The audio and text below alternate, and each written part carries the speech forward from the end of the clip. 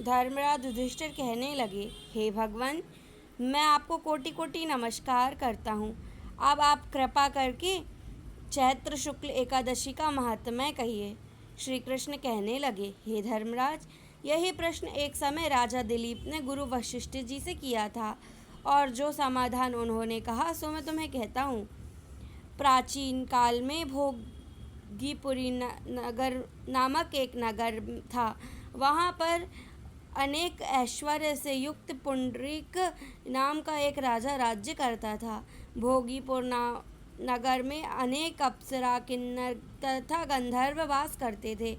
उनमें से एक जगह ललिता और ललित नाम के दो स्त्री पुरुष अत्यंत वैभवशाली घर में निवास करते थे।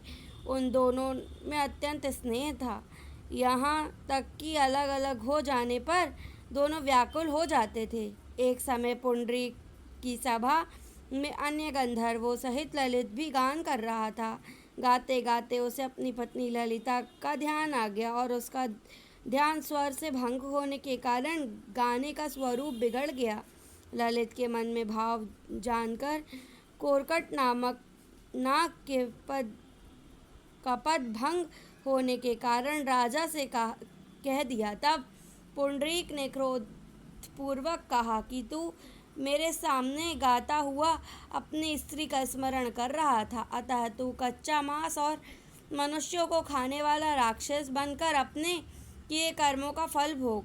पुंडरीक के श्राप से ललित उसी क्षण महाकाय विकराल राक्षस का हो गया। उसका मुख अत्यंत भयंकर, नेत्र सूर्य चंद्रमा की तरह प्रदीप्त तथा मुख से अग्नि निकलने लगी। उसकी नाक पर्वत के कंदरा के समान विशाल हो गई था और गर्दन पर्वत के समान लगने लगी। सिर के बाल पर्वतों में खड़े वृक्षों के समान लगने लगे तथा भुजाएं अत्यंत लंबी हो गई। कुल मिलाकर उसका पूरा शरीर 8 योजन के विस्तार में हो गया। इस प्रकार राक्षस होकर वह अनेक प्रकार के दुख भोगने लगा। जब उसकी पत्नी ललिता को यह सब वृत्तांत मालूम हुआ तो उसे अत्यंत खेद हुआ, और वह अपने पति के उद्धार के बारे में सोचने लगी। वह राक्षस अनेक प्रकारों से घोर दुख सहते हुए घने वन में रहने लगा। उसकी स्त्री उसके पीछे पीछे जाती और अनेक प्रकार से विलाप करती रहती। एक बार ललिता ने अपने पति के पीछे घूमते घूमते विंध्याचल पर्वत पर चली गई, जहाँ पर श्रृंगी ऋषि का आश्रम था। ललिता शीघ्र ही श्रृंगी ऋषि के आश्रम गई और वहाँ जाकर विनीत भाव से प्रार्थना करने लगी। उसे देखकर श्रृंगी ऋषि बोले, हे सुभागे, तुम कौन हो और यहाँ किस लिए आई हो?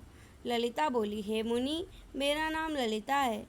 मेरे पति राजा पुंडरीक के श्राप से विशालकाय राक्षस बन गए हैं।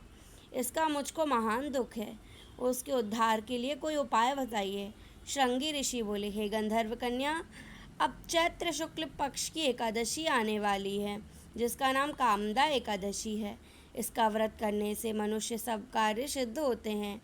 अतः तुम कामदा एकादशी का व्रत कर उसका पुण्य अपने पति के निमित्त दे तो वह शीघ्र ही श्राप से मुक्त हो जाएगा और राजा का श्राप अवश्यमेव शांत हो जाएगा।